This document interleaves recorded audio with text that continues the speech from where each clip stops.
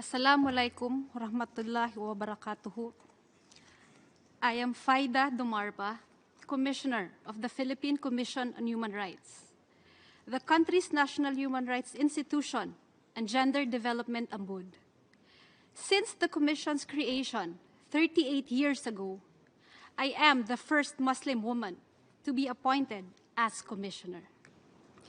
In the Philippines, women comprise about 29% of our 24-seat Senate and around 27% in the House of Representatives. These numbers are even much lower for Muslim women.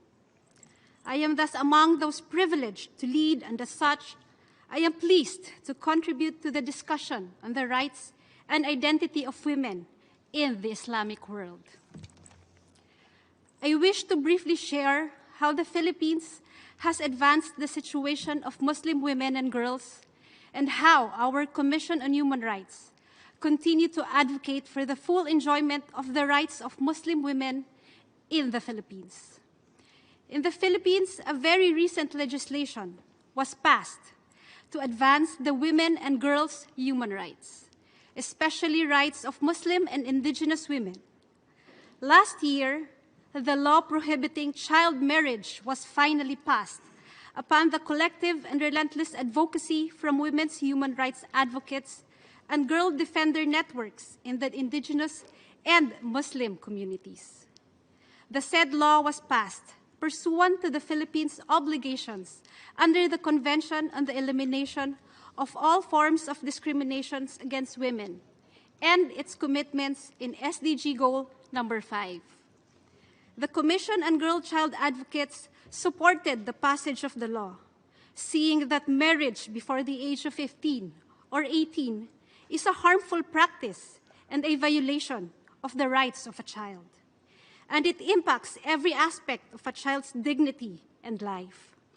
We also emphasized how early marriage halts the ability to realize a wide range of human rights, as it denies children of their childhood, disrupts their education, increases risks of violence, jeopardizes their health and safety, and limits their full participation in public life. During the campaign for the passage of the law, there was a grounded campaign within affected communities. Girl defender networks were created in indigenous and Muslim communities. The Commission joined fellow girl defenders in rallying support for the law and stressing the urgency of its passage. We saw with the involvement of former child brides and Muslim women and girls that the proposed law was actively supported by those who needed it the most, women and girls. The passage of the law prohibiting child marriage was indeed momentous. It is a measure that directly responded to the lived experiences of women and girls who had to endure traditional practices prejudicial to their health and well-being. However, not long after the law was passed, there were claims that it did not have the support of the Bangsamoro community, and that the practice is part of culture. As a Human Rights Commission, we stood with the girl defenders and advocated for the full implementation of the law. We posited that culture is not static, and that it should be used or not be used to justify harmful practices and structures that perpetuate discrimination, abuse, and exploitation.